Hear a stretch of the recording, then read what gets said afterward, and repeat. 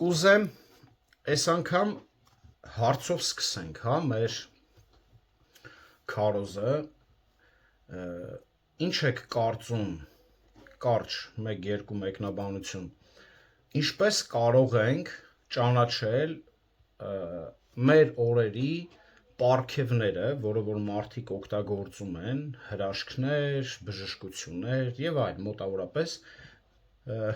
ինչպես կարող ենք տարբերել, դա Աստծուց է, թե ոչ։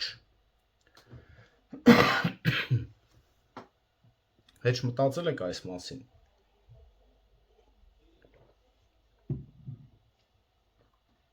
Այսինքն, եթե մենք ասում ենք դա ճիշտ չի, ինչի հիման վրա ենք ասում։ Որն է մեր հիմքը։ Ունեք պատասխան։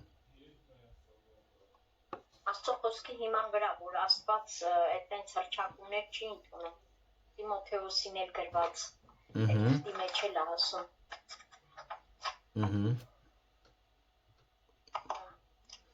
Կարդամ, հա։ Երևի գիտենք, որ չէ, ուղղակի խոսքով ասա, լավ, ասա։ Գրքերի ուսմունքին նայի Տիմոթեոսին ավորդորում։ Շատ լավ։ Որ սխալ ուսմունք Շատ լավ, շատ դիպուկ է, շնորհակալություն Սոֆիա Քուրջան։ Այո, լավ համար կարդացիր, հենց տեքստին համընկնող։ Մեր ուրեմն 12 ընթերցում ենք, մեր շարունակում ենք, հա, Կորինթացիների նամակը 12-րդ գլխից, արդեն սկսում ենք 10-րդ գլուխը, 12-րդ գլուխը սկսում է հոգևոր պարգևների թեման, մինչև 14-րդ գլուխը, այսինքն 3 գլուխներ։ Մենք պետք է խոսանք եւ բացահայտենք կեղծ ճշմարիտ պարգևները։ Թեման ինքը շատ ավելի ծանր, դժվար ընկալելի։ Ինչու է դժվար ընկալելի, որովհետեւ մենք փաստով տեսնում ենք, որ Հայաստանի գրեթե 95% բողոքական եկեղեցիները շատ սխալ ձևով են օգտագործում պարգևները։ Դրա համար էլ ինքը շատ բարդ է։ Այս հարցը մինչև օրս վիճաբանություն է առաջացնում քրիստոնեություն դավանող շատ համայնքներում։ Աստվածաշնչյան ուսմունքի ոչ մի հատվածների, ոչ մի համարների շուրջ այդքան թյուր ըմբռնում չի եղել, որքան հոգևոր պարգևների։ Սա ամբողջ պատմության մասին եմ ես խոսում, վերջի 2000 տարիների, առավել ևս վերջի 100-ամյակում։ Միշտ վիճաբանության առիթ է դարձել անգամ բաժանությունների։ Եվ հիմա էլ հա տեսնում ենք, որ եկեղեցիները բաժանված են եւ միաբանություն չկա։ Եվ հենց խնդիրը գալիս է այսպիսի բաներից։ Հավատացեք, վարդապետության մեջ ամենակարևոր ասպեկտներից մեկը եկեղեցու հոգևոր պարգևների թեման է, որը կարևոր է եկեղեցու արդյունավետության համար։ Աստծո հոգու զորությունից բացի հավատացյալների համար չկա ավելի կարևոր բան, քան հոգևոր պարգևները, որը Աստծո կողմից տրված կարողություն է ծառայության համար։ Հակառակ շատերի համոզմունքի Հիսուս Քրիստոսի ճշմարիտ եկեղեցին տեսանելի մարդկային կազմակերպություն չէ, որը կառավարվում է ինչ-որ անձանց կողմից։ Այսօրվա ժամանակակից եկեղեցիների կարծիքն է, որ եթե եկեղեցի ես, ուրեմն պետք է աչքի ընկնես հրաշքներով, բժշկություններով եւ այլ տարատեսակ, չգիտեմ, պարգևներով։ Եկեղեցին հասարակության կարիքներն ու պահանջները բավարարելու սոցիալական կառույց չէ։ Ոչ էլ պարզապես մի վայր է, որտեղ հարմար է հողարկավորություններ, մկրտություններ եւ ամուսնություններ կամ բաժանություններ անցկացնել։ Նաեւ զվարճանալու, խաղեր կազմակերպելու, ծաղրածուներ հրավիրելու տեղ չէ։ Եթե չեք տեսել, Հայաստանում շատ եկեղեցիներում հենց այսօր այդպես էլ վարվում են։ զվարճանալի մի տեղ են սարքել։ Ես հիշում եմ, որ հենց իմ հորեղբոր աղջկա հետ խոսացի, չեմ թաքցնի, անունը կասեմ, գնում է վերնատուն եկեղեցի, հետո էլ գնաց աղոթքի տուն եկեղեցի, ասում եմ ինչի համար ես գնում, ասում է դե հավես է, լավ անցնում։ Եվ իհարկե եկեղեցին կրոնական ակումբ չէ, որտեղ նույն կրոնական հայացքներն ու սկզբունքներն ունեցող մարդիկ հավաքվում են իրար հետ շփվելու կրոնական միջոցառումներ կազմակերպում։ Նման վայր չէ։ Եկեղեցին, ինչպես հիմնադրվել է Հիսուս Քրիստոսի կողմից եւ նկարագրված է նոր կտակարանում, կենդանի օրգանիզմ է։ Այն Քրիստոսի հոգևոր մարմինն է, որը նրա գլուխն ու տերն է։ Այս մարմնի անդամները միայն նրանք են, ովքեր նրան որպես փրկիչ եւ Տեր հավատալով դարձել են նոր արարածներ։ Չնայած որ եկեղեցու անդամները մարդիկ են,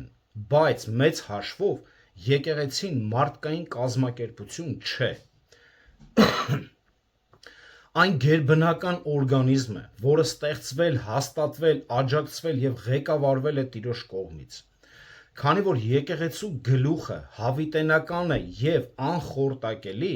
եկեղեցին նույնպես հավիտենական է եւ անխորտակելի։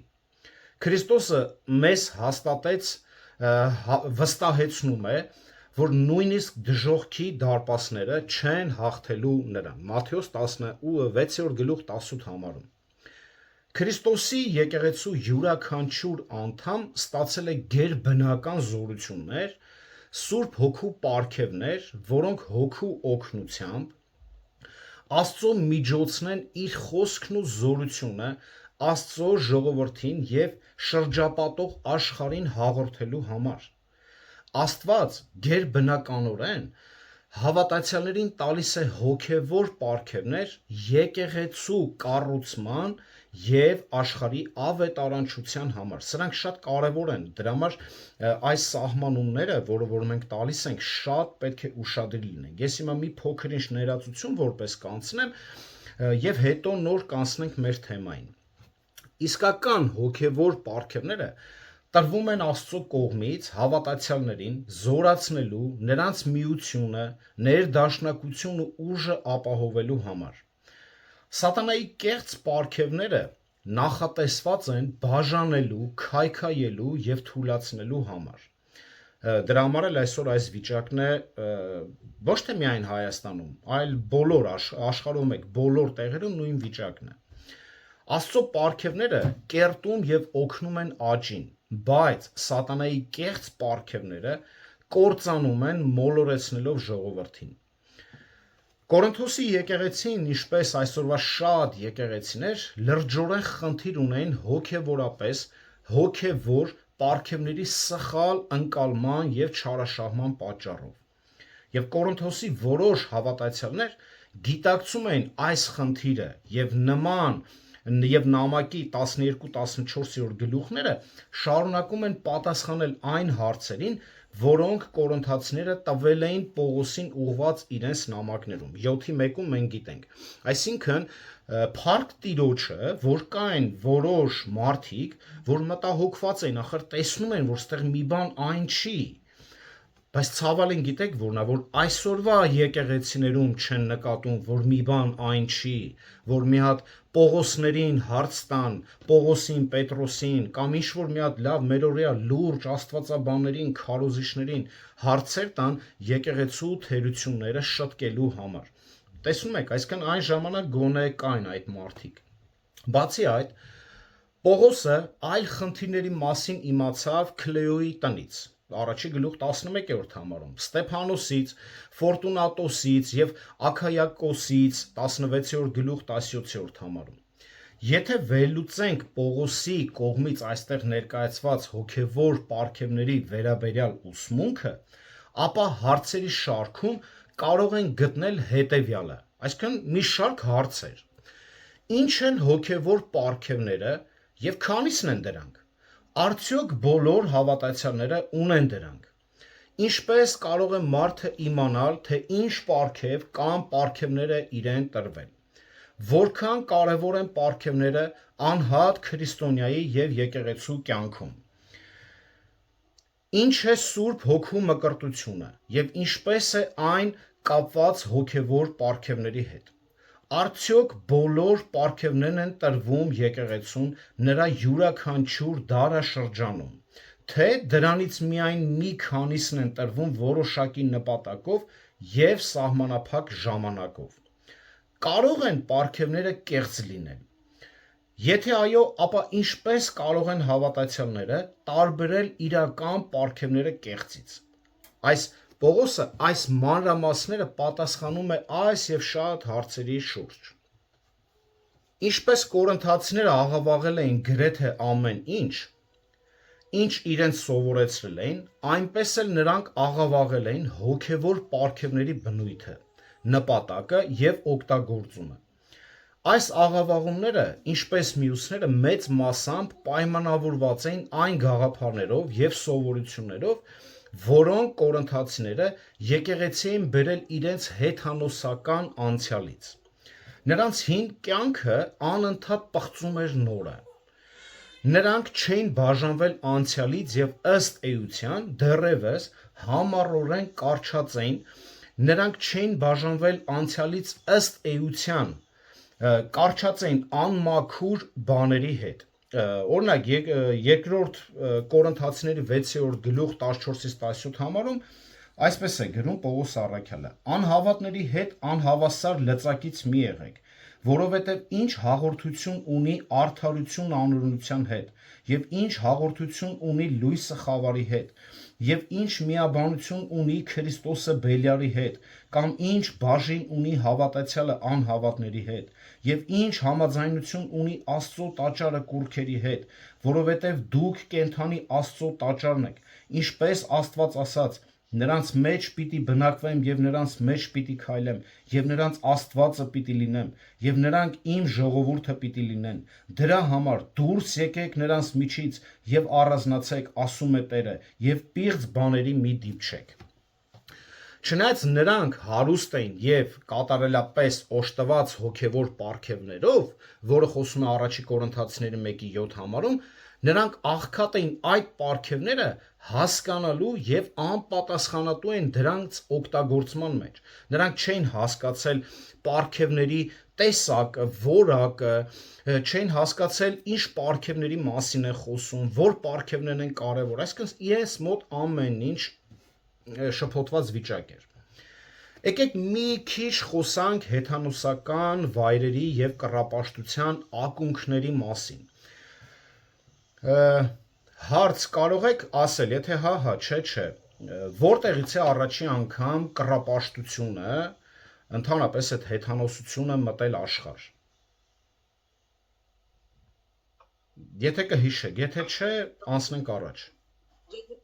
Եգիպտոսից հрьяաները դուրս գալուց, որ հողը սարքեցին։ Չէ,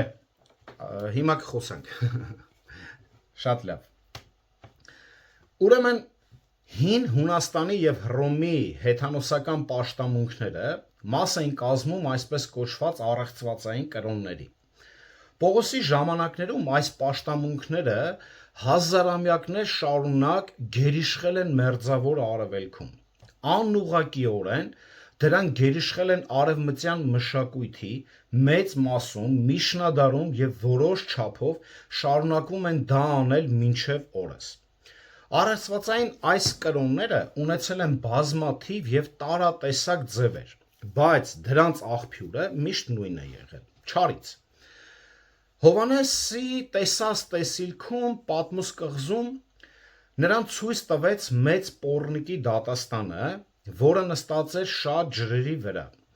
որի ճակատի վրա գրված էր մի անուն՝ Խորհուրդ Մեծ Բաբելոն, պոռնիկների ու երկրի պղծությունների մայր, Հայտնություն 17-րդ գլուխ 1 եւ 5-րդ համարները։ Այստեղ Հայտնությունում Տերը պատկերում է իր դատաստանը համաշխարհային կրոնի վրա, Մեծ նեղության վերջում ճշմարիտ եկեղեցին գոյություն չի ունենա, քանի որ այն հափշտակվելու է, ասում է Պողոսը Թեսաղոնիկեցիների 4 գլուխ 13-ից 18 համարում, նաև Հովհաննեսն է գրում իր հայտնությունում 3 գլուխ 10 համարում։ Եվ աշխարհը կստեղծի իր սեփական կրոնը, որը կլինի համընդհանուր, որն էլ պրոցեսը արդեն սկսվել է,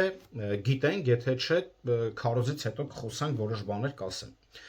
Սա կլինի աշխարհի բոլոր կեղծ կրոնների խառնուրդ, որոնք իրենց զորությունն ու իշխանությունը կտան գազանին, հակաքրիստոսին, հայտնություն 13-րդ գլուխ 13 համարում է գրված։ Այս զորավոր համընդհանուր կրոնի վերջնական գործողությունը կլինի այն, որ բոլոր առեղծվածային կրոնները կմիաբանվեն, որոնք պատմականորեն ծագել են Բաբելոնից։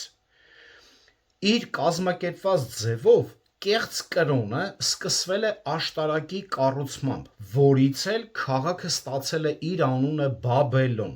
որը նշանակում է խառնաշփոթ։ Առաջին մարդը, ով սխալ երկրպագեց Աստծուն, Կայենն էր, որ սպանեց իր եղբորը, եւ շատերը հետևեցին նրա օրինակին, եւ հեթանոսական կրոնի սկիզբը դրեցին Նոյի որդի Քամի սերունդը, ովքեր որոշեցին կանգնեցնել մի մեծ հուշարձան, որի գագաթը պետք է հասներ մինչև երկինք, որպեսզի բարձրացնեն իրենց անունը։ Ծննդոց 11-րդ գլուխ 4 համարը կարդամ։ Եվ ասացին. եկեք մեզ համար մի քաղաք շինենք եւ մի աշտարակ, որի գագաթը մինչև երկինք հասնի, եւ մեզ համար համբավ վաստակենք, որպեսզի ամբողջ երկրով մեկ չցրվենք։ Հպարտ հավատուրած Նեբրովթի առաջնորդությամբ նրանք մտադիր էին բարձրանալ երկինք, վերցնել իշխանությունը եւ ստեղծել պաշտամունքի համաշխարհային համակարգ։ Ուշադիր նայեք հայտնությունում, նոր մեր բերած համեմատությունը։ Սա մարդու կողմից ստեղծված առաջին կեղծ կրոնն էր, որը ծնունդ տվեց այլ կեղծ կրոնների։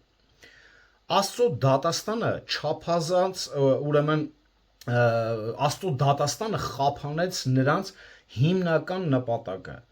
նրանց մարդկային միասնությունը։ Տերը խառնեց նրանց լեզուն, որպեսզի նրանք չհասկանան միմյանց խոսքը եւ ցրեց նրանց այնտեղից ամբողջ երկրի վրա։ Ծննդոց 11-րդ գլուխ 7-8 համարներում։ Տերը դադարեցրեց աշտարակի կառուցումը եւ ոչնչացրեց նրանց միասնությունը։ Սակայն ցրված ամբողջ երկրի երեսով մեկ այս մարդիկ իրենց հետ տարան կեղծ կռապաշտական կրոնի սերմերը, որոնք նրանք եւ իրենց սերունդը եւ այդ ժամանակվանից ի վեր ցանել են ամբողջ աշխարհով մեկ։ Ժամանակների ընթացքում կռապաշտության գաղափարներն ու ձևերը փոխվել են։ Տարբեր դարաշրջաններ համապատասխանեցրել են իրենց մշակույթի,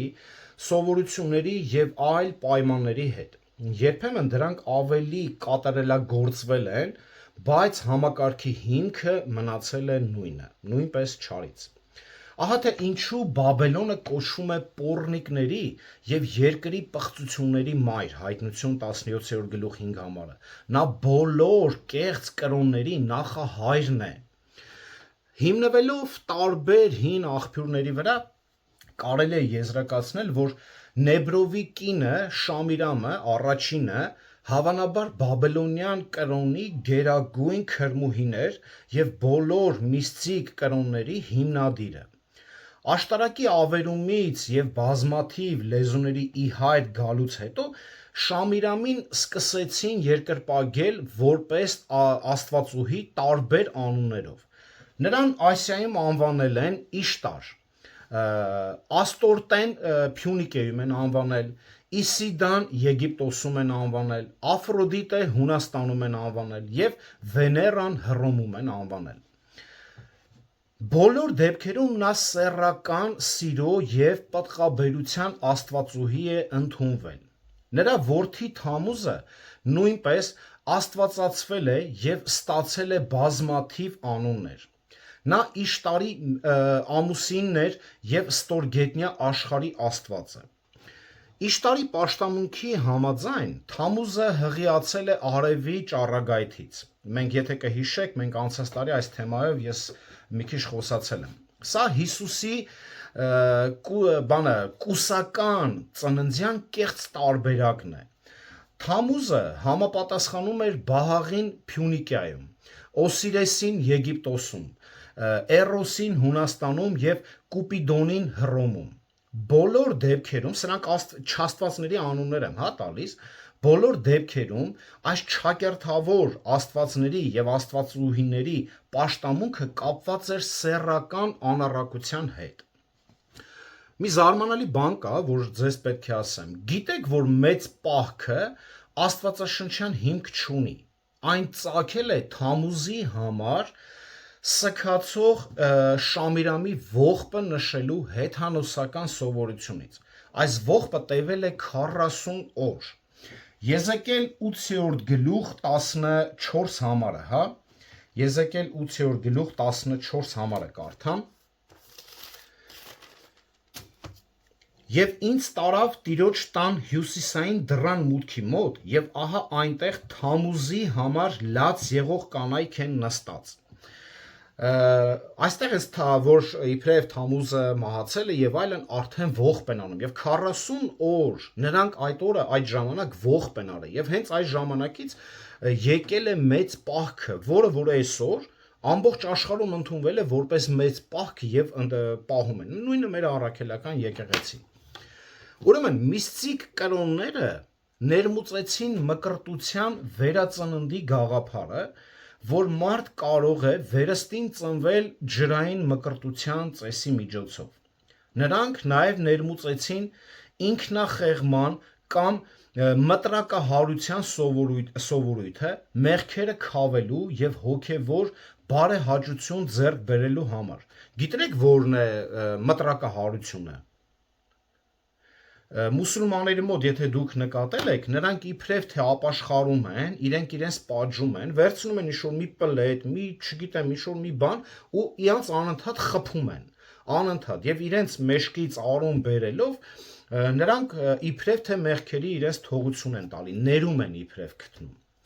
Նրանք սկսեցին ուրեմն ուխտագնացությունը։ Նաև տեսեք ուխտագնացությունը, տեսեք ինչքան մարուկներ կա, որ այսօր մեր օրերում մենք տեսնում ենք, բերել են, մտցրել են քրիստոնեական աշխարհ, իբրև քրիստոնեության, չգիտեմ, պատմություն է, վարդապետություն է, ճշմարտություն է, բայց նման բաներ չկա։ Նրանք սկսեցին ուխտագնացությունը, որն այսօր սովորույթ է դարձել շատ կրոններում, ինչպես նաև մտցրեցին վճար մեղքերի թողության համար, ինչպես սեփական անձի, այնպես էլ ուրիշների համար։ Նաև եթե կաթոլիկների մոտ այսպիսի բան կար, եթե ուզում ես մեղքերդ ներվի, ուրեմն դու պետք է եկեղեցուն տաս քո ամբողջ ունեցվածքը եւ այլն։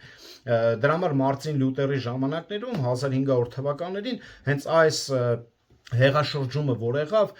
հիմնական բաներից մեկն էլ որ սա էր, որ մարդկանց փրկության հետ եք խաղում, Մարտին Լյութերը, հա, բերել եք ասում եք, էսի պիտի տաս, որ փրկվես, ախր փրկությունը շնորհով է եւ այլն։ Ուրեմն որոշ հեթանոսական սովորություններ հատկապես ուժեղ ազդեցություն ունեն Կորինթոսի եկեղեցու վրա։ Դրանցից ամենակարևորը եւ ամենատարածվածը թերևս էքստազի մեջ ընկնելու սովորությունն էր, որը համարվում էր կրոնական փորձառության բարձրագույն դրսևորում։ Էքստազի մեջ ընկնել։ Քանի որ էքստազի զգացումը ընկալվում էր որպես գերբնական մի բան եւ դրա էքստազի զգացումը մեծ տպավորություն էր թողնում, այն գրավում էր մարմնավոր մարդուն։ Առաքելական ժամանակներում Սուրբ Հոգին բազմաթիվ հրաշքներ էր գործում, սակայն որոշ Կորինթոսի քրիստոնյաներ խաբված հեթանոսական էքստազի պատճառով չեն կարողանում տարբերել իրական հրաշքները կեղծից։ Էքստազին, հուներեն էքստազիա, համարվում էր չաստվածության հետ գերբնական, զգայականորեն փորձառվող հաղորդակցություն։ Բռնի հիպնոզային երգեցողություններ ու ծեսերը երկրպագուների մոտ առաջացնում են կիսագիտակցական էյֆորիկ միություններ Աստծո կամ աստվածուհիների հետ։ Հաճախ այս կրոնական արարողություններին նախորդում էին անքուն գիշերներ և ծոմապահություն, իսկ երբեմն ավարտվում էին խմիչքով։ Հավաքվածներին էքստազի մեջ գցելու համար օգտագործում էին կուռքերի, պատկերների շուրջ խորհրդածություններ, պտտվող պարեր, անուշահոտ խունկ, միապաղ երգեցողություններ և այլ ֆիզիկական ու հոգեբանական խթաններ։ Սովորաբար մարդիկ կամ ընկնում էին տրանսի մեջ, անջատվում էին, կամ էլ զբաղվում էին անզուսպ սեռական օրգաններով։ Տրանսի վիճակը արտացոլվում է հինդուիստական յոգայի որոշ ձևերով, որոնք առաջացնում են ցավի նկատմամբ ազդեցության կորուստ։ Բուդդիստների մոտ հաճախ ենք հանդիպում այս բանը։ Սեռական էքստազի ոգևորությունը տարածված էր շատ հին կրոններում և այնքան բնորոշ էր Կորինթոսին, որ վարվել ինչպես կորինթացի արտահայտությունը նշանակում էր տրվել ծայրահեղ սեռական ազատությանը։ Բաքոսի տաճարը մինչ օրս կանգնած է ուրեմն Բալաբեկի ժամանակակից Լիբանիայի տարածքներում, հիմա ներկայիս Լիբանա է կոչվում, այդ ավերակներում որպես խորհրդավոր կրոնների մաս կազմող օրգանների վկա։ Պատկերացնում եք։ Միստիկ փորձառության նմանատիպ ձևը կոչվում էր ոգևորություն, հուներեն անթոսիասմոս, որը չնայած հաճախ ուղեկցվում էր էքստազի հենց հետ։ Ոգևորությունը բնութագրվում էր բարեպաշտական կախարդանքներով, կանխատեսումներով, մարգարեական երազներով և տեսիլքներով։ Այն ամենը, ինչ կարելի է գտնել բազմաթիվ հեթանոսական կրոններում և փիլիսոփայական շարժումներում, նույնիսկ հենց այսօր, որն էլ տարածված է թե եկեղեցիներում, թե հեթանոսների մեջ։ Այսինքն նույն մոտեցումով փոխել են, որոշ աստվածաշնչյան արտահայտություններ են տվել, մեկը մտցրել է իր կրոնի մեջ, իր եկեղեցու մեջ, մեկը իր կրոնի մեջ, մեկը տարբեր, այսինքն, բայց նույն գաղափարից են բոլոր ակունքները։ Լավ, եկեք վերադառնանք Կորինթոսում գտնվող իրավիճակին։ Նոր կտակարանի օրերին Կորինթոսը լի էր քահանաներով, քրմուհիներով, կրոնական պոռնիկներով, գուշակներով և կեղծ մարգարեներով, որոնք պնդում էին, որ ներկայացնում են որևէ աստծո կամ աստվածների և ունեն գերբնական ուժեր իրենց պնդումները հիմնավորելու համար։ Դժվար է հավատալ, բայց այս տարօրինակ սովորություններից մի քանիսը ընդօրինակվում էին եկեղեցում։ Կորինթոսի հավատացյալները գիտեին Հովել մարգարեի մարգարեության մասին։ Կարդանք 2-րդ գլուխ Հովել, 2-րդ գլուխ 28-ից 29 համարները։ Եվ պիտի լինի սրանից հետո, որ իմ հոգին պիտի թափեմ ամեն մարմնի վրա, և ձեր տղաներն ու ձեր աղջիկները պիտի մարգարյանան, ձեր ծերերը երազներ պիտի երազեն, ձեր երիտասարդները տեսիլքներ պիտի տեսնեն, և այն օրին ծառաների ու աղախինների վրա էլ պիտի թափեմ իմ հոգին։ Ծանոթ համար է, չէ՞, այսօր շատ եկեղեցիներում օգտագործվող խարիզմատների մոտ հաճախակի օգտագործվող համար է։ Ուրեմն կորինթացիները նաև գիտեին Հիսուսի խոստման մասին, որ Սուրբ Հոգու գալուստը եկեղեցու հրաշքներով, նշաններով և տարբեր իրադարձություններով պետք է լինի։ Մարկոս 16-րդ գլուխ 17-18 համար։ Նրանք լսել էին գուցե Պետրոսի հոգեգալստյան հրաշագործ դրսևորումների մասին, կրակել լեզուների և տարբեր լեզուներով խոսելու մասին, Գործք առաքելոց 2-րդ գլուխ 3-4 համարները, և գուցե նրանք այնքան էին ցանկանում զգալ այս հրաշքները, որ փորձեցին իրենք ստեղծել հրաշքներ։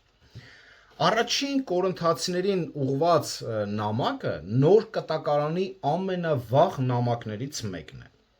Սակայն նույնիսկ այդ կարճ ժամանակահատվածում Սատանային հաջողվել էր շփոթեցնել հավատացյալների վարդապետության մեջ սովորույթների եւ նշանների բազմաթիվ հարցերում։ Աստծո ճշմարտության մաքուր ջրերը պղտոր էին դարձել եւ ոչ միայն այնտեղ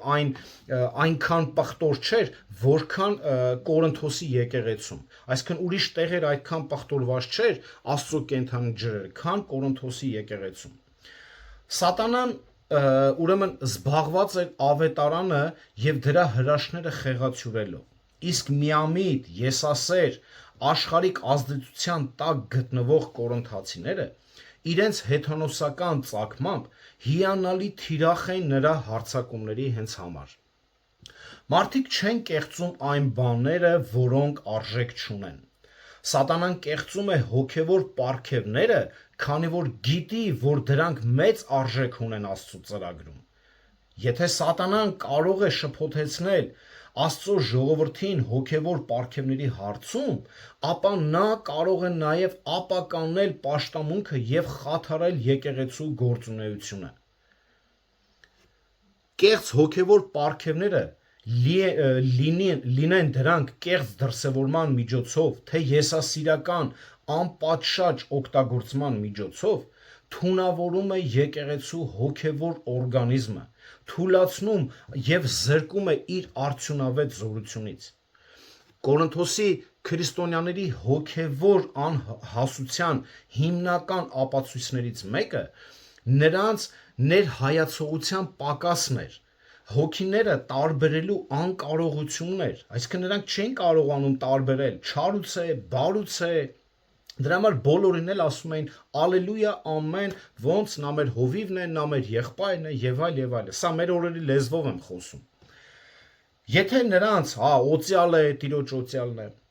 եթե նրանց թվում էր, թե օկուլտիզմը գերբնական ազդեցություն ունի, ապա նրանք հավատում են, որ դա Աստծուց է։ Եթե քահանան կամ գուշակը հրաշք էր գործում, կորինթացիները ենթադրում էին, որ նա դա անում է Աստծո զորությամբ։ Այսօրվա շատ քրիստոնյաների նման։ Նրանք հավատում են, որ եթե ինչ-որ բան գործում է, լինում է, ապա դա պետք է լինի բարու համար եւ միայն Աստծուց է։ Այսօր էլ ով ինչ տեսնում, լսում է, ասում է Աստծուց է։ Այսինքն անգամ հիշում եք, Մովսեսը երբ որ մտավ Եգիպտոս, հիշում եք, ինչ անում էր, կոպալը գցում էր, օձ էր դառնում, գավազանը դառնում էր օձ, ջրերը արյուն էր սարքում, նրանք էլ էին անում, գուշակները, գորտեր էր լցնում քաղաքում, գուշակներն էլ էին անում։ Այսինքն նրանք չեն կարողանում հասկանալ, որ կարող է չար ուժերը, դիվայն ուժերը կարողանան այնքան նմանեցնել ճշմարտությանը, նրանք այդ տեսանելիությունը, այդ կարողությունը չունեն, որպեսզի կարողանան տեսնեն։ Բայց կա ճշմարիտ, որ կա Աստված տվել է մեզ, որպեսզի մենք չշփոթվենք, Տերը տվել է մեզ տարբերելու ձևերը։ Մենք կբացահայտենք հենց այս քարոզում եւ ընթացքում։ Սակայն Կորինթոսի հավատացյալներից ոմանք գիտակցեցին, որ եկեղեցու շատերի համար բնորոշ խառնաշփոթը, անհամաձայնությունը, պոռնկությունը, ամուսնական բաժանությունները եւ այլ վատ սովորություններ չեն կարող Աստծուց լինել։ Եվ գիտակից այս հավատացյալները խնդրեցին Պողոսին բացատրել իրենց, թե ինչպես տարբերել, թե ինչն է Սուրբ Հոգուց եւ ինչը ոչ։ Առաջի Հովհաննես 4 գլուխ առաջի համարն ասում է. «Սիրելիներ, ամեն հոգու մի հավատացեք, այլ փորձեք հոգիները, թե արդյոք Աստծուց են, որովհետև բազում սուտ մարգարեներ են աշխարհ եկել»։ Եվ մենք հենց այստեղից պետք է արդեն վերադառնանք մեր տեքստին, առաջի Կորինթացիների 12-րդ գլուխ 1-ից 3 համարները պետք է կարդանք։ Եվ պետք է փորձենք Տիրոջ շնորհով բացահայտել այսօրվա քարոզում, մի անկյունից կնայենք, հաջորդ քարոզը, այսինքն 3 գլուխներում մաքսիմալ ձևով պետք է փորձենք բացահայտել կեղծը ճշմարտությունից։ Եվ հիմա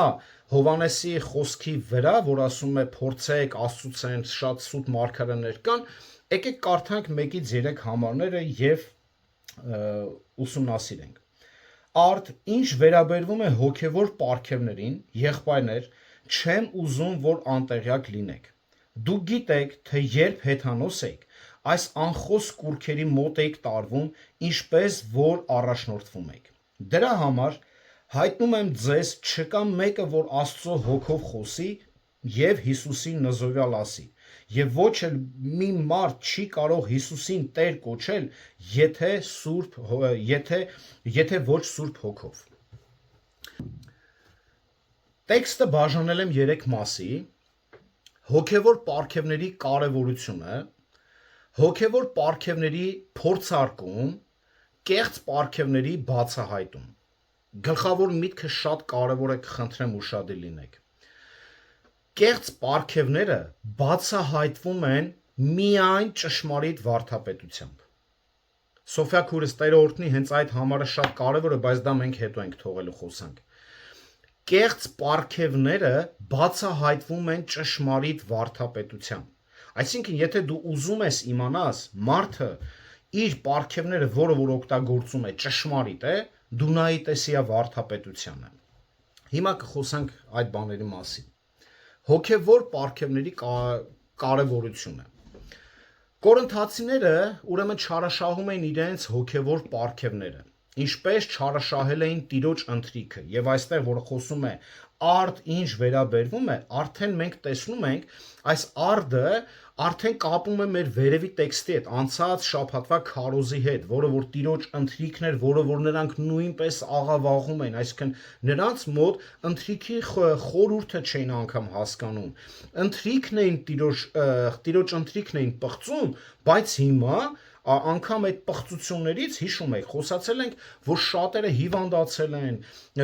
մի մասը մահացել է, այսինքն ննջել է, ինչի, անգամ Աստծո խոսքը նրանք չեն հասկանում, բայց խոսում են մեծ պարգևների մասին։ Ինչպես շատ թարգմանություններում շեղատառ է նշված պարգևներ բառը թարգմանիչների կողմից ավելացվել է, ավելի պարզ դարձնելու համար այն միտքը, որ միայն ենթադրվում էր բնագրում, այսինքն այստեղ պարգևներ բառը ընդհանրապես չկա գրված։ Այստեղ օգտագործված բառը պնեումատիկոս բառն է, բառացիորեն նշանակում է հոգևոր կամ հոգևորություն։ Այսինքն բնագրում գրված է այսպես. այն ինչ վերաբերվում է հոգևորներին, եղբայրներ չեմ ուզում անտեղյակ լինեք։ Համենայն դեպս կոնտեքստից պարզ է դառնում, որ Պողոսը խոսում է պարգևների մասին, բայց այստեղ կոնկրետ ասում է, որ այն ինչ վերաբերվում է հոգևորներին, չեմ ուզում անտեղյակ լինեք։ Պողոսը ցանկանում է համոզվել, որ կորինթացիները հստակ եւ լիարժեք պատկերացում ունեն իրենց հոգևոր պարգևների մասին, ծառայության համար հատուկ ունակությունների, որոնք Սուրբ Հոգին տարբեր աստիճաններով տալիս է բոլոր հավատացյալներին։ Այս պարգևները պետք է լինեն նրա լիակատար վերահսկողության տակ եւ օգտագործեն Քրիստոսի փառքի համար։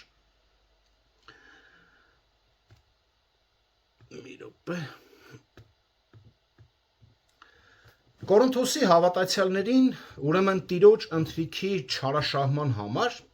խստորեն հանդիմանելուց հետո առաքյալը կրկին վստահեցնում է նրանց, որ նրանց եղբայրներն են, իր եղբայրներն ու քույրերն են Քրիստոսում։ Դրա համար է ասում.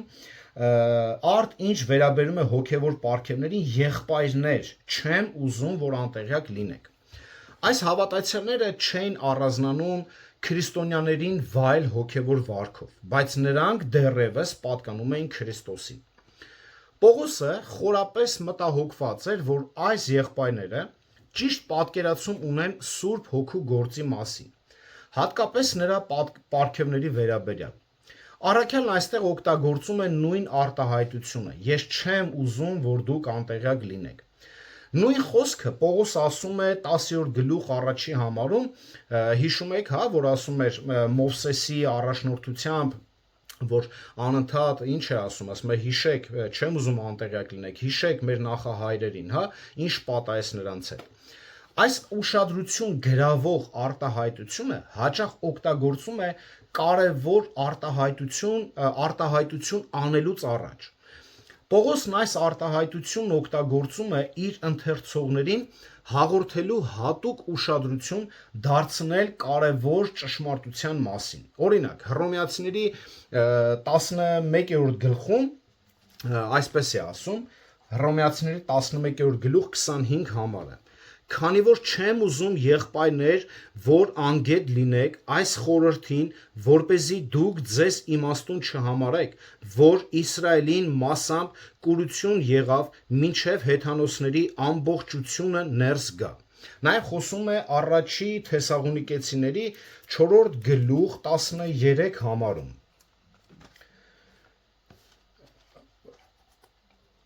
Գլուխ 13 համարում։ Չենք ուզում եղբայրներ, որ անգետ լինեք ննջեցյալների վերաբերյալ, որ չտրտմեք, ինչպես ուրիշները, որոնք հույս չունեն։ Նաև խոսում է Հռոմեացիների առաջի գլուխ 13 համարում։ Հուներեն, ուրեմն ագնեո բառը բառացիորեն նշանակում է չիմանալ կամ մթության մեջ լինել, այսինքն կույր լինել, հոգևորապես կույր լինել։ Ուրեմն ագնոստիկ բառը ծագել է հենց այս տերմինից։ Պողոս առաքյալը չէր ուզում, որ կորինթացիները մթության մեջ լինեն իրենց հոգևոր պարգևները ճանաչելու եւ օգտագործելու վերաբերյալ, կամ որևէ կասկած ունենային դրա վերաբերյալ կամ սխալ հասկանային պարգևները։ Հիշեք շատ կարևոր սահմանում, որը նաև Պողոսի նպատակն է, որ այստեղ ցույց է տալիս։ Առանց Աստծո կողմից իր ժողովրդին տված պարգևների ճիշտ եւ հավատարիմ օգտագործման եկեղեցին չի կարող գործել եւ անշուշտ չի կարող հոգեվորապես հասունանալ։ Այո, եթե եկեղեցին պարգևներ չունենա, հոգևոր պարգևներ, եկեղեցին աճ չի ունենա, բայց այդ պարգևների մասին մենք չենք տեսնում հրաշք տեսիլքների երազ բժշկությունների մեջ։ Դա դրա մասին չի ընդհանրապես Պողոսը խոսում։ Նորից եմ ասում, պետք չէ շտապել, մենք մի փոքր այսօր կտեսնենք եւ ընթացքում 3 գլուխների մեջ։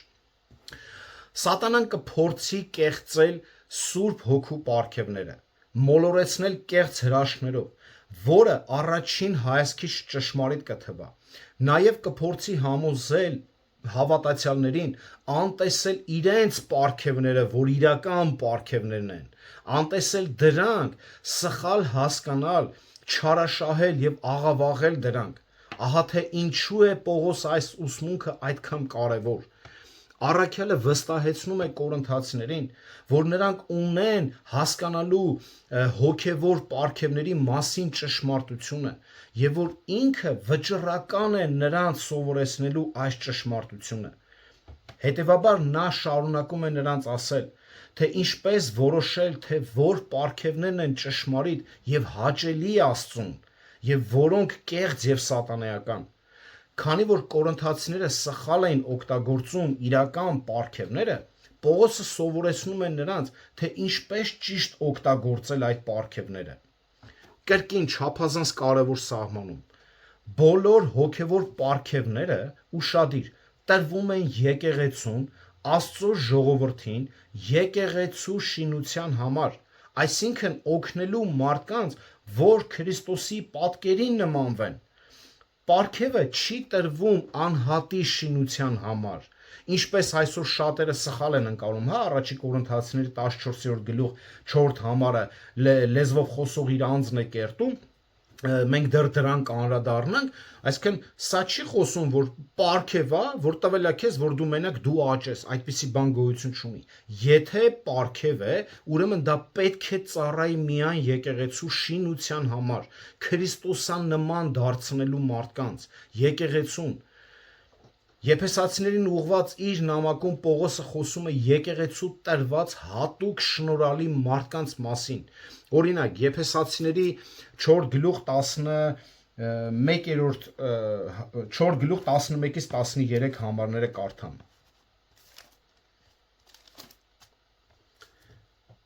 Եվ նա մի քանիսին տվեց, որ առաքյալներ լինեն, մի քանիսին մարգարեներ, մի քանիսին ավետարանիչներ, մի քանիսին հովիվներ ու ուսուցիչներ, սրբերի կատարելության համար, ուշադիր նայեք, ինչի համար է տվել այդ մարդկանց, սրբերի կատարելության համար, ծառայության գործի համար, Քրիստոսի մարմնի շինության համար, մինչև բոլորս էլ հասնենք հավատքի միասնության եւ Աստծո որդու,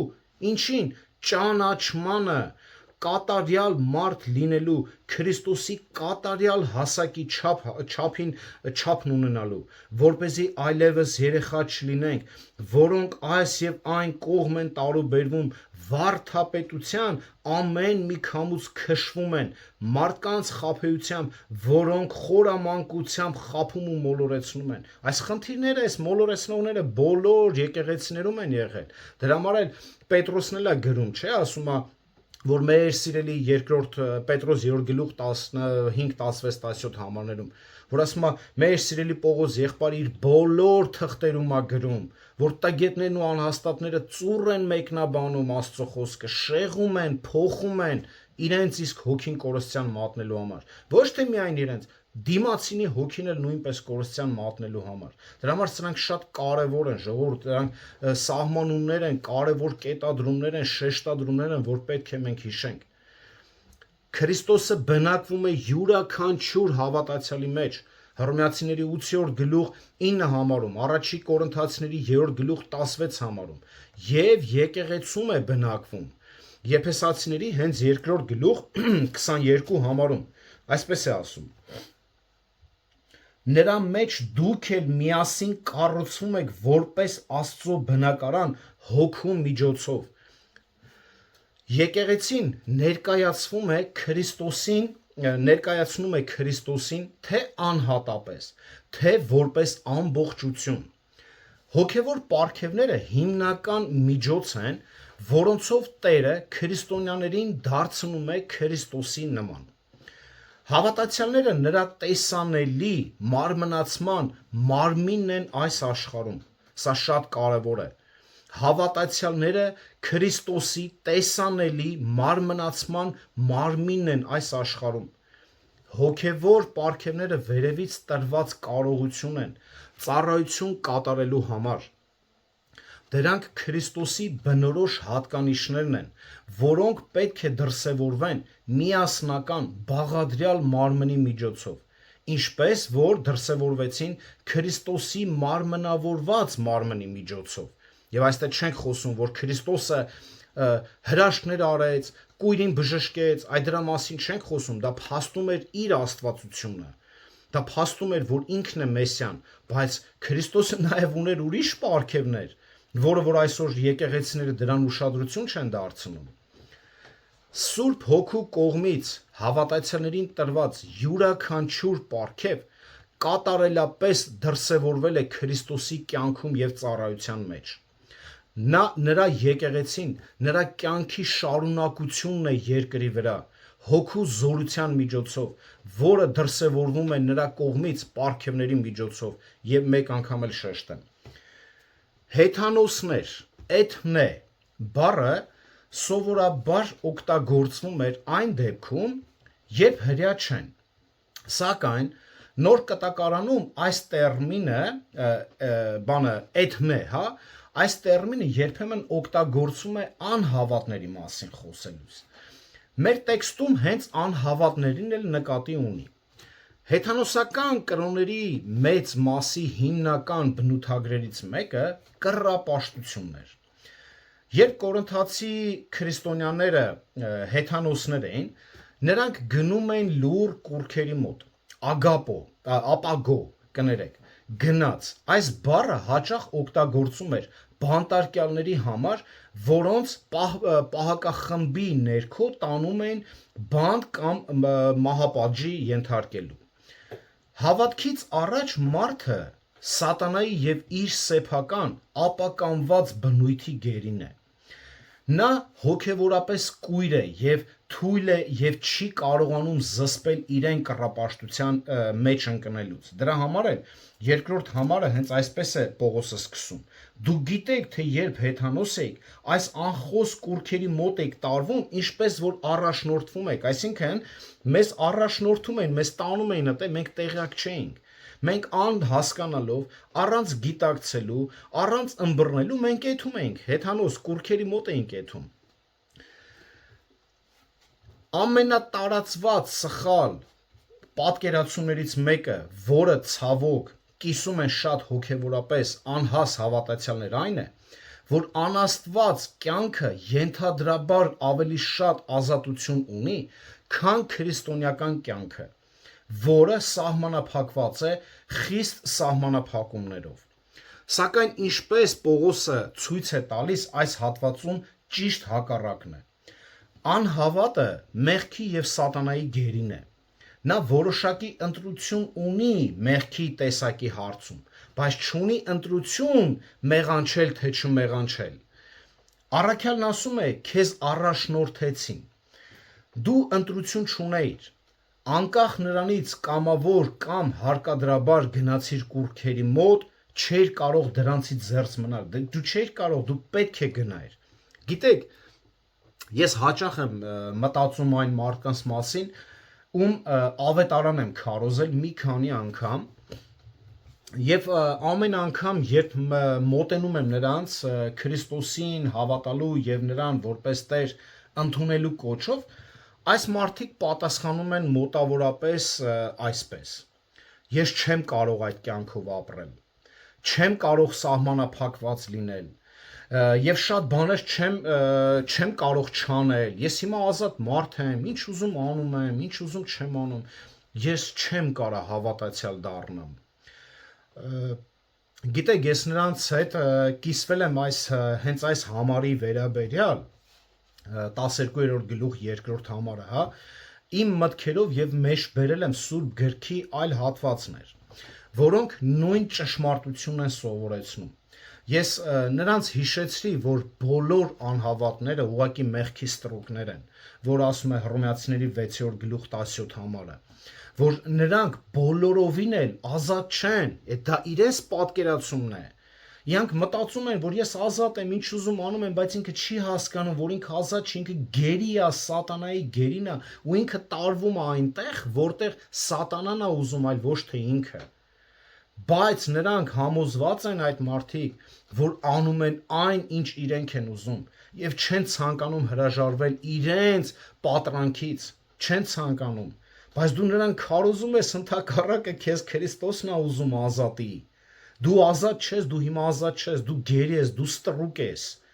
Դու սատանայի գերին ես եւ հրամանները կատարելով մեղքեր ես գործում։ Հիմա Քրիստոսը քեզ ուզում ազատի, բայց չեն ուզում։ Կարդանք Եփեսացիներից մի հատված, հա։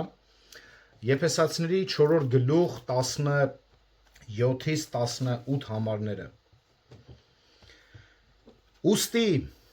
այս ասում եմ ու վկայում Տիրոջով, որ դուք այլևս այնպես չքայլեք, ինչպես մյուս հեթանոսներն են քայլում իրենց մտքի ունայնությամբ։ Նրանց հասկացողությունը մթագնվել է, Աստծո կյանքից օտարացել են, իրենց մեջ եղող տգիտության, իրենց սրտի կուրության պատճառով։ Ահա թե ով են անհավատ մարդիկ, ահա թե ով է մարդը առանց Քրիստոսի։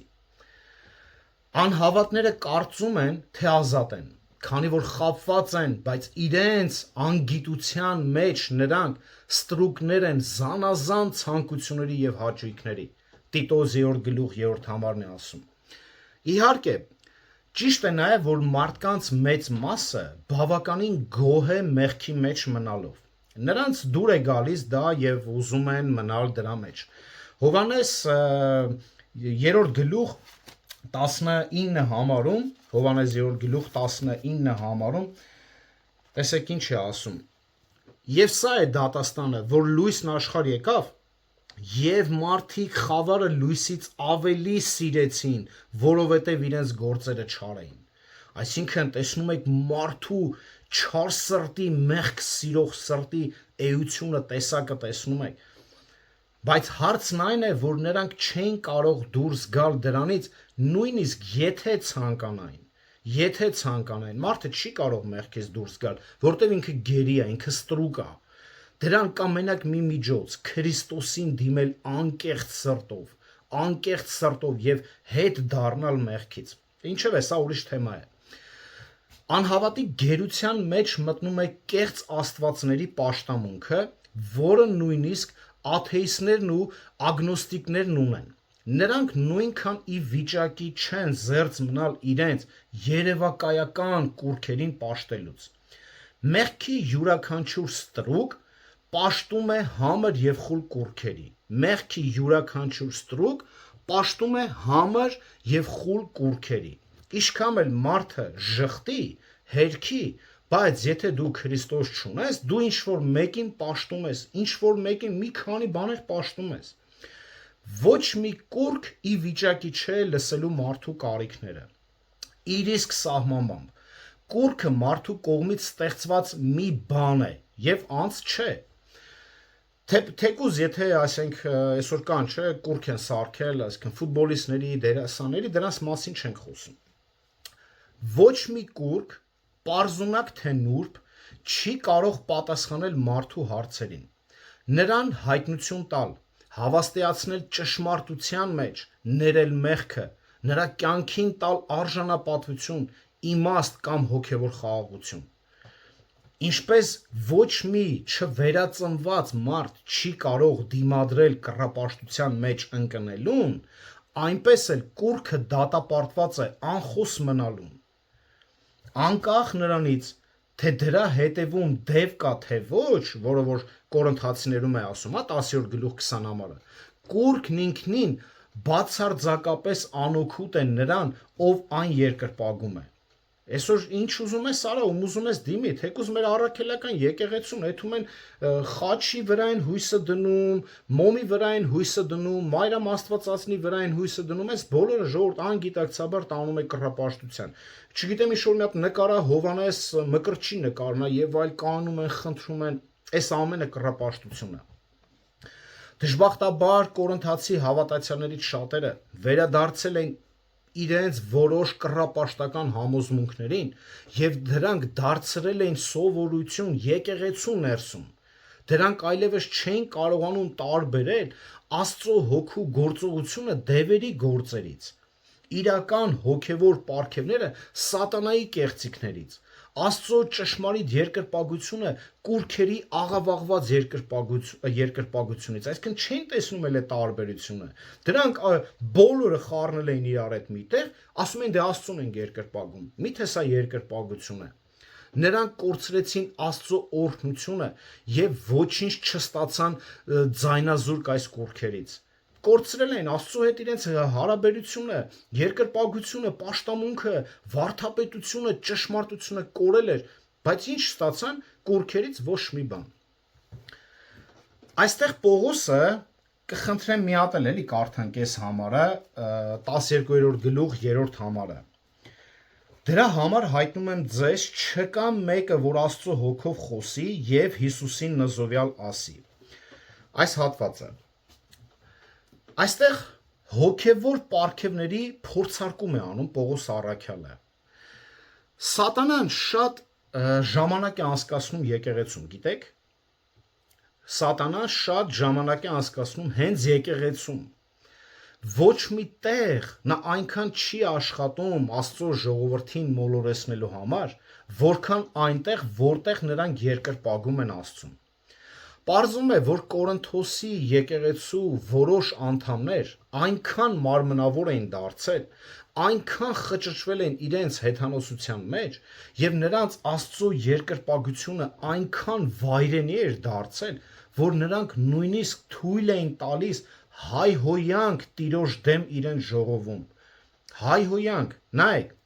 Պողոսը հանդիմանում է եկեղեցուն նման չարությունը հանդուրժելու եւ հոգեվոր ու դիվային հարցում անտարբեր լինելու համար։ Նա նրանց առաջարկում է երկու պայման՝ պարգևների արժեքն ու օգտակարությունը ստուգելու համար։ Սա մի քանի փորձություններից առաջինն է, որոնք առաքյալը հիշատակում է հենց 12-ից 14 գլուխներում։ Պողոսը այստեղ հերքում է կեղծ պարգևները, հենց այստեղ այս համարի միջոցով հերքում է իրանց կեղծ պարգևները։ Ինչպես ընդունում են աստվածաբանների մեծ մասը, այս համարը հստակորեն ենթադրում է, որ Հիսուսին հայհոյող մարդիկ պնդում էին, որ խոսում են Աստծո հոգով։ Համատեքստը նայեք, դրա համար հայտնում եմ ձեզ, չկա մեկը, որ Աստծո հոգով խոսի եւ Հիսուսին նզովյալ ասի։ Էսի ուղղակիորեն բառեր չի գրված,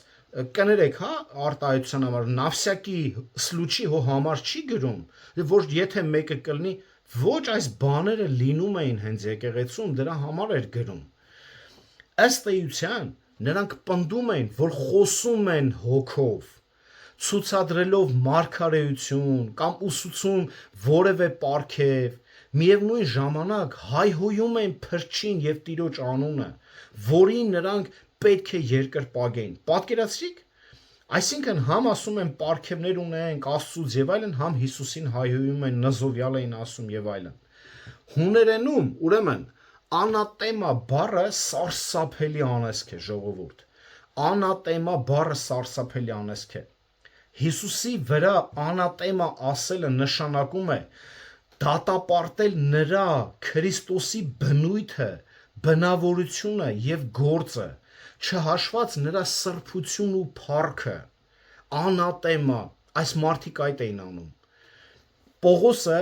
Կորինթացիներին ասում է, որ Աստծո հոգով խոսող ոչ ոք չի կարող նման հայհոյանքներ տալ Աստծուն։ Սա տրամաբանական է եւ հասկանալի։ Սակայն կորինթացիները հոգևոր պարգևների բնույթն ու օգտագործումը դատում էին ավելի շատ իրենց փորձից, քան այդ հոգևորների էությունից։ Այսօրվա մեր էջում շատ մարդիկ կան, գիտեք մեր էջի կեսը ինչի է դուրս եկել։ Ես ամեն ինչ չեմ ասել։ Գիտեք ինչի է դուրս եկել, որովհետև իմ հետ խոսալուց ասում են, ես այդ փորձառություն ունեմ, ես զգացել եմ։ Տեսեք, Սուրբ Գիրքը նրանք զգացողություններով են քննում։ Սա դատապարտության է տանելու մարդուն։ Սուրբ Գիրքը քննում են գրքով, այլ ոչ թե անձնական փորձություններով։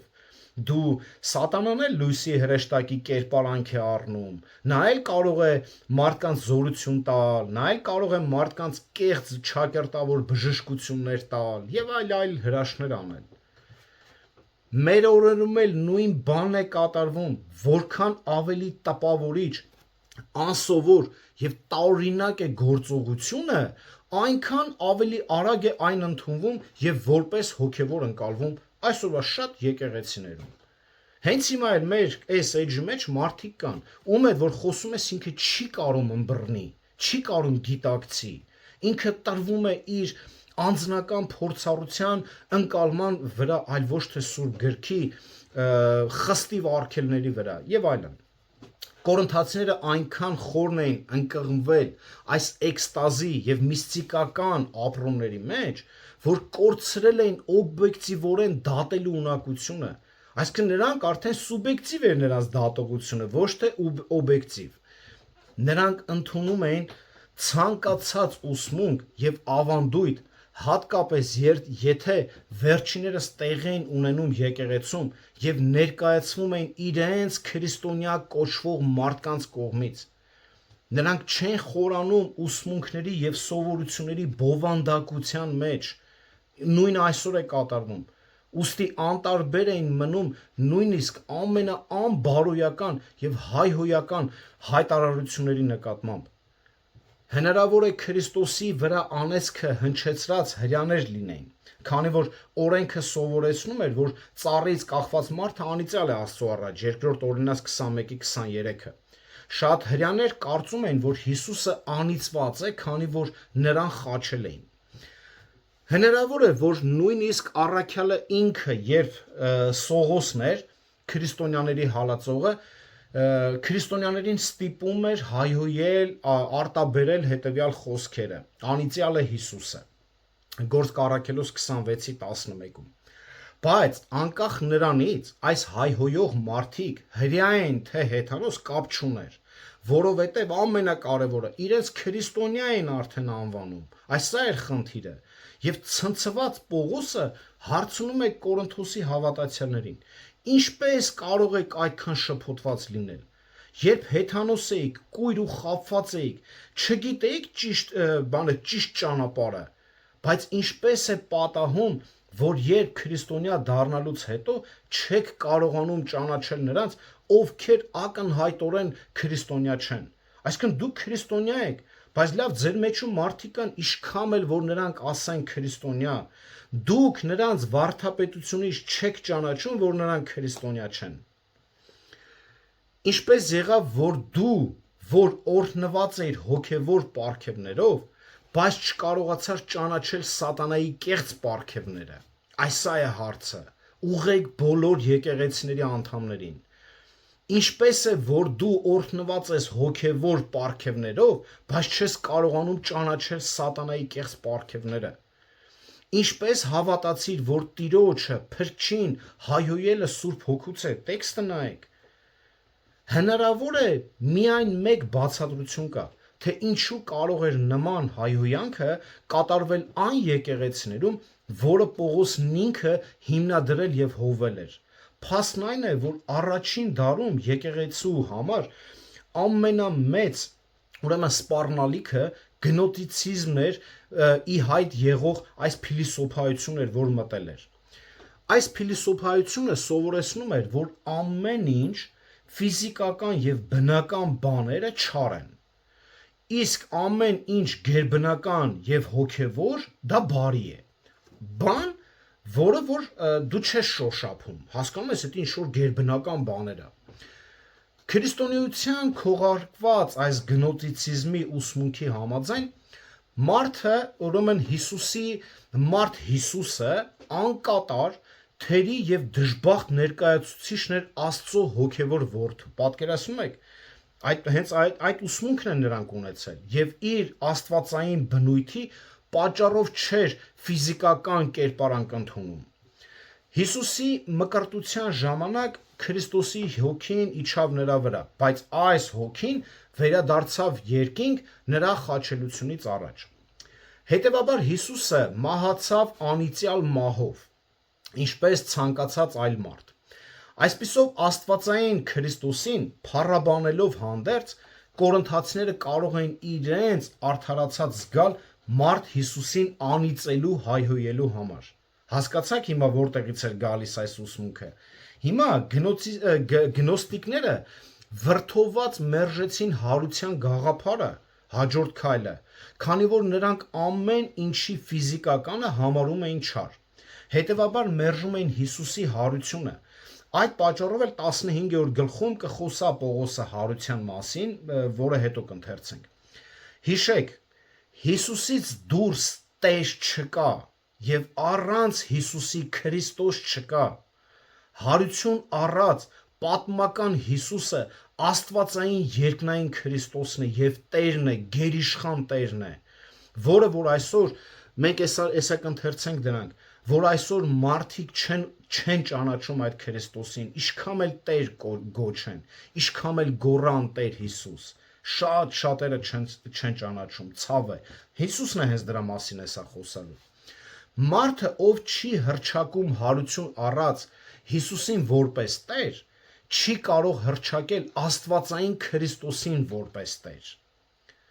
Նայեք, մարդը, ով չի հռչակում հարություն առած Հիսուսին որպես Տեր, չի կարող հռչակել Աստվածային Քրիստոսին որպես Տեր։ Միակ Տերը մարմնացած Տերն է։ Միակ Տերը մարմնացած մեր Տերն է, մեր Քրիստոսն է։ Այս հերետիկոսությունը ըստ երևույթի շարունակել է ազդեցություն ունենալ Կորինթոսի եկեղեցու վրա երկար տարիներ, 7 տարիներ, Կորինթոսի եկեղեցին 7 տարեկան եկեղեցի էր։ Իր երկրորդ նամակում գրում է Պողոսը, եկեք կարդանք, թեպետ շատ ենք կարդացել այս համարները ուրիշ ընթերցանության ժամանակ։ Երկրորդ Կորինթացիների 11-րդ գլուխ 3-4 համարը։ Սակայն վախենում եմ, որ ինչպես օձն իր խորամանկությամբ խաբեց Եվային, այնպես էլ ձեր մտքերը ապականվեն Քրիստոսում եղող պարզությունից, որովհետև եթե մեկը գա մի ուրիշ Հիսուս քարոզի, որին մենք չքարոզեցինք, կամ ուրիշ հոգի առնեք, որին դուք չստացաք, կամ ուրիշ ավետարան մատուցի, որ դուք չընդունեցիք, նրան շատ լավ պիտի հանդուրժեք, ասում է։ Ժողովուրդ ուշադիր նայեք, ասում է, եթե ձեզ ուրիշ Հիսուս քարոզեն, դուք ուրիշ հոգի եք ստանալու ու դրանց էլ լավ էլ ընդունելու եք, դրանց լավ եք հանդուրժելու։ Այսօր եկեղեցիներում Քրիստոս չի քարոզվում։ Քրիստոս չի քարոզվում փառք Տիրոջը մեր մկրտական եկեղեցու համար, որ բառից բուն իմաստով Սուրբ Երրորդությանը ճանաչելու շատ լավ թե գրքեր ունենք, Քրիստոսաբանություն, Սուրբ Երրորդաբանություն ունենք, Սուրբ Հոգու մասին գրքեր, որը որ ցույց է տալի, բացահայտում է Աստվածաշնչով։ Իսկ դրա համար էլ մեր քարոզների կենտրոնն է Քրիստոսը, ոչ թե միայն փառք ես Տեր ասելով, այլից ճշմարիտ վարդապետությունը հաստատում է, որ Քրիստոսն է մեր կենտրոնը, որտեղ մենք իր վարդապետությունով ենք խոսում։ Կորինթացիները դեռևս շփոթված էին Հիսուսի եւ Քրիստոսի միասնության հարցում։ Այո, շփոթված էին, Հիսուսին Քրիստոսից ուզում էին բաժանեին։ Եկեղեցու որոշ անդամներ դեռևս կեղծ ուսմունքներ էին պահում Հիսուսի բնույթի, Սուրբ Հոգու եւ ավետարանի մասին։ Նրանք լսել էին մեկ այլ Հիսուսի մասին քարոզներ եւ ստացել էին մեկ այլ հոգի եւ մեկ այլ ավետարան։ Որն էլ այսօր, որ մենք մեկ-մեկ խոսում ենք, մարդիկ վիճաբանության մեջ են ընկնում, անկեղծ է, անկեղծ, զգում ենք, ցավ ենք ապրում, որ նրանք նույնպես ուրիշ ավետարան լսելով ընդունել են ուրիշ Հիսուսի։ Հիսուսն է շատ կա, Հիսուսն է շատ կա, բայց մեկ Հիսուս կա, որը որ Աստծո խոսքի մեջ հաստատված է, որին էլ որ մենք պետք է մեր ուսումնասիրության միջոցով բացահայտենք։ Հոգևոր պարգևների առաջին փորձությունը կապված է վարդապետության հետ։ Հոգևոր պարգևների առաջին փորձությունը կապված է վարդապետության հետ։ Եթե մարդը առհամարական վերաբերմունք ունի Քրիստոսի նկատմամբ, ապա նրա ասացներն ու արարքները Աստծուց չի համարի, եւ հակառակը, եթե ճշմարիտ վարդապետության վրա չի հիմնված հավատքը, ապա ուրիշ Հիսուսի նա կընդունի։ Մենք միշտ պետք է համեմատենք վարդապետությունն ու գործողությունները Աստծո խոսքի հետ։ Այս փորձությունը օգնում է մեզ հասկանալ, թե ինչն է Սուրբ Հոգուց եւ ինչը ոչ։ Այսօր գիտեք ոնց են, ասեմ ու ասենք առաջ, ասում է, դե քննեք հոգիները Աստծուց են, թե ոչ այս համարն են բերում, ու գիտեք ինչն է նայում, որ կոնտեքստի հետ կապ չունի, ասում է, դե նայեք լավ բարի գործ անում։ Այդ ինչ կապ ունի Քրիստոսի արած այս արտահայտության հետ, երբ որ ասում է քննեք հոգիները, այստեղ արդեն ցույց է տալի դու մի հատ վարդապետությունը ճանաչում ես Աստծո խոսքով, դու կարողանում ես քննել, ոչ թե ինչ որ նայես, չար մարդիկ էլ են ինչ որ բարի գործեր անում։ Այսօր քրիստոնյան չի կարող նոր հայտնություն ստանալ, որևէ բանի հոգևոր լինելու մեջ համոզվելու միակ միջոցը ապացուցելն է, որ այն համապատասխանում է Սուրբ Գրքի հետ։ Եթե այն համապատասխանում է, ապա նոր հայտնության կարիք չկա։ Եթե այն չի համապատասխանում Սուրբ Գրքի հետ, ապա այն չի կարող լինել հոգուց եւ կեղծը։ Կխնդրեմ մի հատ էլ ուշադրինեք այս հատվածը կուզեմ մի անգամ կրկնեմ։ Որևէ բանի հոգևոր լինելու մեջ համոզվելու միակ միջոցը ապացուցելն է, որ այն համապատասխանում է Սուրբ Գրքին, բայց եթե այն համապատասխանում է, ապա նոր հայտնության կարիք չկա։ Եթե այն չի համապատասխանում Սուրբ Գրքին, ապա այն չի կարող լինել հոգուց եւ կեղծը։ Այսինքն, եթե դա հոգուց է, արդեն պետք է գրված լինի գրքում։ Եթե դա հոգուց չէ, ուրեմն ինչ ես այդ հազա հայտնություններ։ Եթե հայտնություն ես խոսում, հենա գրքից խոսա, ինչ ես քեզ ասում հայտնությունը։ Այս բաներին պետք է ուշադիր լինենք։ Փորձության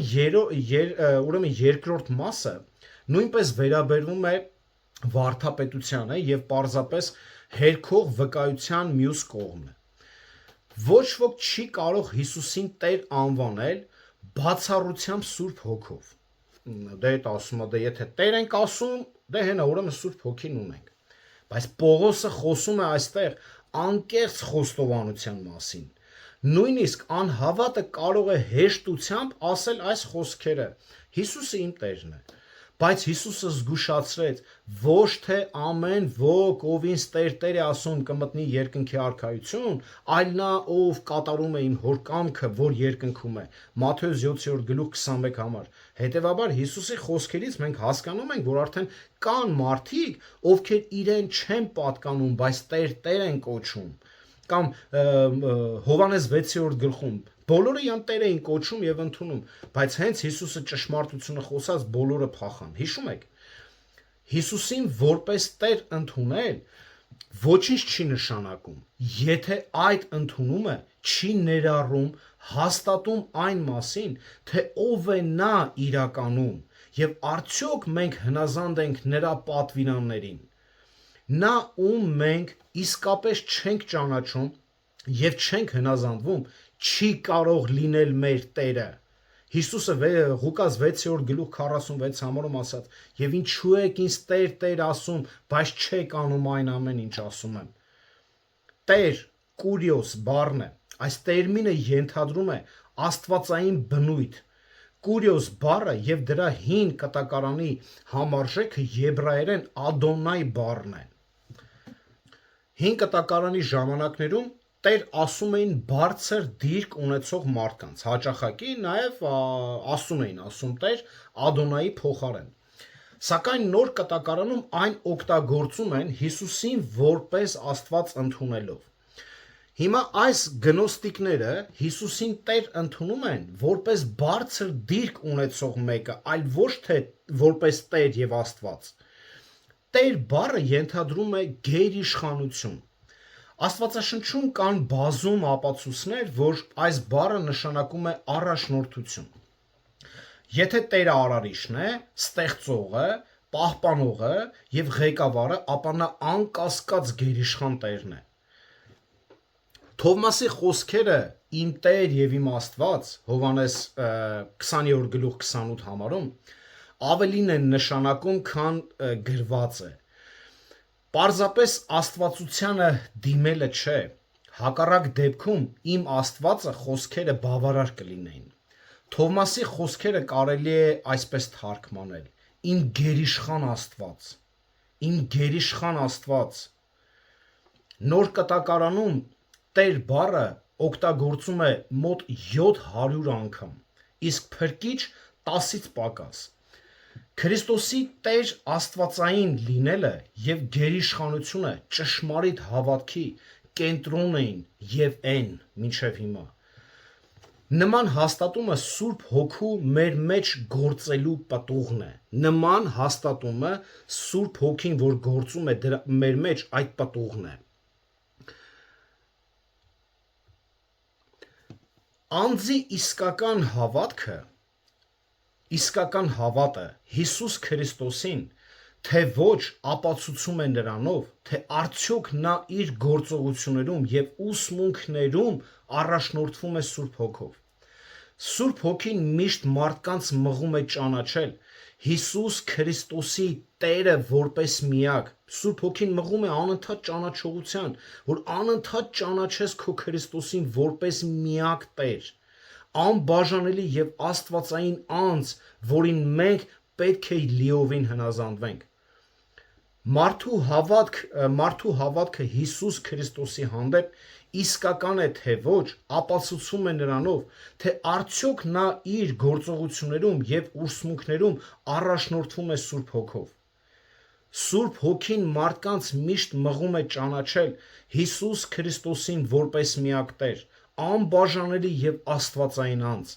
որին մենք պետք է լիովին հնազանդվենք։ Եկեք կարդանք հենց Սուրբ Երրորդության վկայությունը Հոր, Որդու եւ Սուրբ Հոգու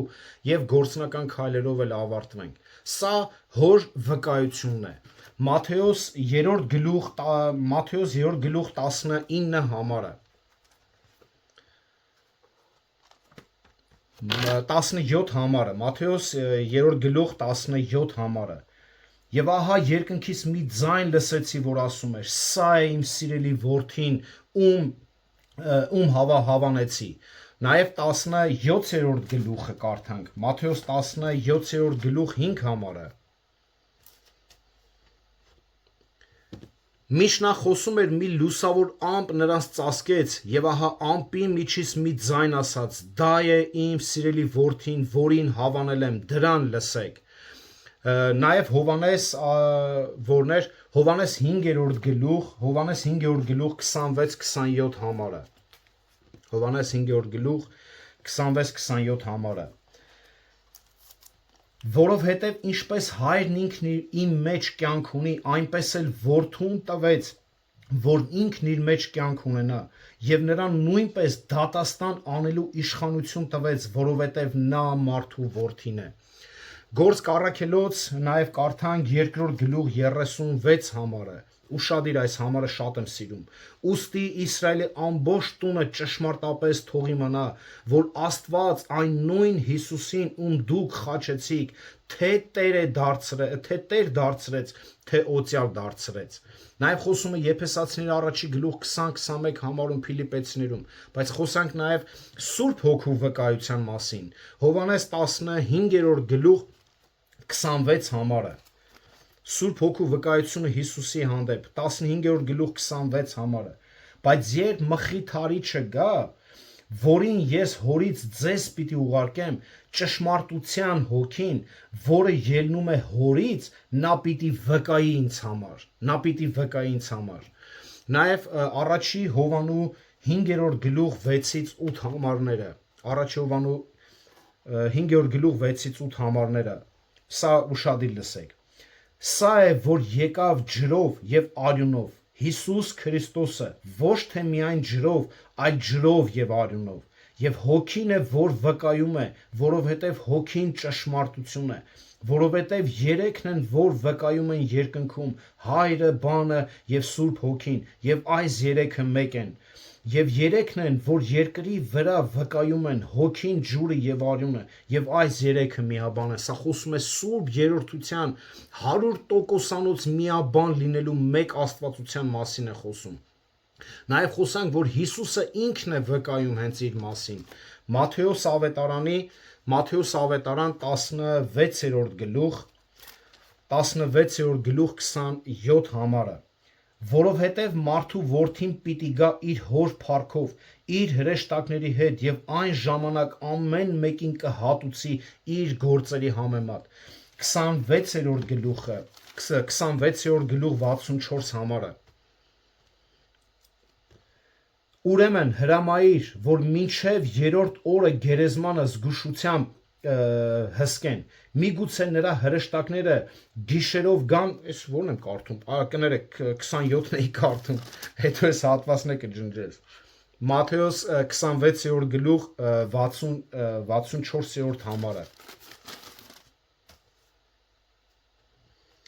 Եվ Հիսուսը նրան ասաց. «Դու ասացիր, բայց ասում եմ ձեզ, որ սրանից հետո կտեսնեք մարդու որդուն զորության աջ կողմում նստած եւ երկնքի ամպերով գալիս»։ Նաեւ 28-րդ գլուխ 18 համարը եւ ավարտենք։ Եվ Հիսուսը մոտեցավ եւ խոսեց նրանց հետ ասելով. «Ամեն իշխանություն ինձ է տրված երկնքում եւ երկրի վրա»։ Ահա Սուրբ Երրորդության փոքրիկ համարների մեջ ցույց տվեցինք Հիսուս Քրիստոսի աստվածությունը, գերիշխան որպես Տեր լինելը, որ թե Հայրը, թե Որդին վկայում է եւ նա էլ խոստովանում է, նա էլ է ցույց տալիս։ Հիմա եկեք գործնական քայլեր նայենք եւ ավարտենք։ Անտեղյակ մի եղեք ձեր պարգևներից, ժողովուրդ ջան։ Տերը յուրաքանչյուր հավատացյալին պարգև է տվել։ Բացահայտեք եւ օգտագործեք ձեր պարգևները Տիրոջ փառքի համար, եկեղեցու շինության համար։ Կարդացեք Հռոմեացիների մի օրինակ 12-րդ գլուխը եւ բացահայտեք ձեր պարգևները։ Բացահայտեք եւ կարողացեք օգտագործել Տիրոջ փառքի համար, որովհետեւ երբ որ մենք չենք կարողանում մեր պարգևները օգտագործել, չենք հասկանում մեր պարգևները, մենք կարծես թե տկարանում ենք, արդեն ոչ կենդանի օրգանիզմ ենք դառնում։ Դրա համար բացահայտեք ձեր պարգևները, տեսեք ինչով կարող եք ծառայել Աստծուն, իր ժողովրդին, ինչով կարող եք եկեղեցու շինության համար օգտակար լինել։ Երկրորդ, հիշեք մինչ դարձի գալը մեր հեթանոս վիճակը, երբ հավատում ենք տարբեր կուռքերի, աչքի ու լունգ, նման տարբեր բաների, տարբեր աստվածների, ով ինչ խոսում էր հավատում ենք։ Խնդրում եմ նման գաղափարներից ոչ մեկը չբերեք եկեղեցի։ Ձեր ուշադրություն դարձրեք, միգուցե մարդ ենք, նստվածք ունենք, ինչ որ հիշողության հետ, բայց նայեք, քնեք այն ինչը որ մտածում եք, գործածում եք, բերում եք եկեղեցի, արդյոք դա Քրիստոսի խոսքի հիման վրա է, թե պարզապես մեր հեթանոսությունից, որտեղ իրոք կարող է մենք ինչ-որ բաներ բերենք եկեղեցի, մենք էլ չհասկանանք, ես ինչ ուսմունք եմ տալի, ես ինչ եմ խոսում, ես չեմ ասում, ինչ-որ մի հատ Աստծուն ներկայացնենք, բայց կարող է այդ չաստծո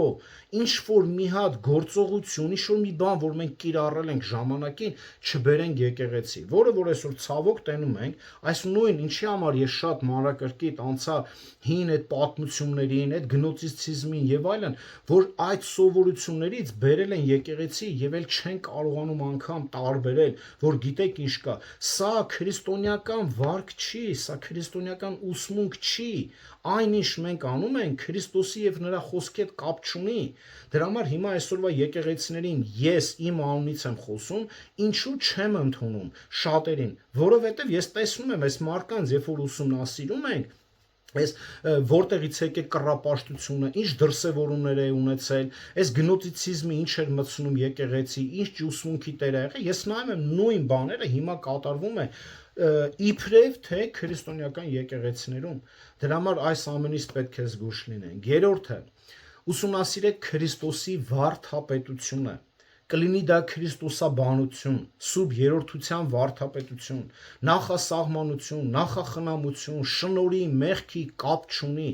լավ տիրապետեք, ամուր տիրապետեք վարդապետությանը, որտեղ առանց վարդապետության, ճշմարիտ վարդապետության, ձեր հավատքը, ես անկեղծ եմ ասում, գիտեք,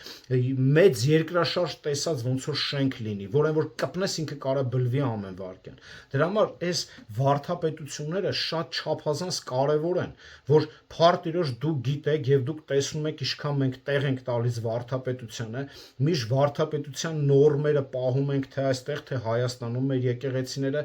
պահպանում ենք ինչի համար, որովհետեւ սա է ավետարանի հիմքը։ Եվ վարդապետության ամենագլխավոր, ամենագերագույն վարդապետություններից մեկը հենց քրիստոսաբանությունն է, Քրիստոսի մասին ճշմարիտ ուսմունքը, որ մարդիկ ուրիշ Քրիստոսի չպաշտեն։ Դրա համար այսօր ինչ տեսակի Քրիստոս ասես դու լսում ես եկեղեցիներից։ Այն երեք էլ մեկնձի համոզում է, վայ ոնց ասում է Հիսուսին ես տեսա եկել է երազիս մեջ։ Ինք գրվում է, վիճում է, ասում է ես վստահ եմ, որ դա Հիսուսն էր։ Հասկանում եք, դրա համար տեսեք, եթե դուք լավ տիրապետեք քրիստոսաբանությունը, Քրիստոսի վարդապետությունները, դուք երբեք չեք կարող այդպիսի շեղված բաներ ոչ լսեք, ոչ կկիրառեք, այլ ընդհակառակը կարող է մեկին էլ օգտակար լինեք։ Ու եթե լավ տիրապետեք ճշմարիտ վարդապետությունը, հավատացրեք, ձեզ մոլորեցնել անհնար ուղղակի կլինի։ Չեք մոլորվի Կորինթոսի եւ այսօրվա շատ եկեղեցիների պես եւ ամեն մեկի հետ, ամեն մեկի խոսքին չեք հավատա եւ ամեն չեք ասի։ Այնպես որ վարդապետությունը Քրիստոսի աշխատեք, ինչով կարանամ ես կօգնեմ ձեզի, թե գրքերով, թե ուսմունքներով, թե sense բանավոր, որպեսզի դուք աճեք ճշմարիտ վարդապետության մեջ։ Ճանաչեք ձեր Քրիստոսին, ճանաչեք ձեր Աստծուն, մեր գերիշխան Տիրոջը ճանաչենք եւ տեսնենք, թե ինքը ինչ պարգևներով է մեզ օժտել եւ ամբողջությամբ, անձնուրաց ձևով սրտանց օգտագործենք իր անվան ու իր փառքի համար։ Տերը օրհնի բոլորիդ։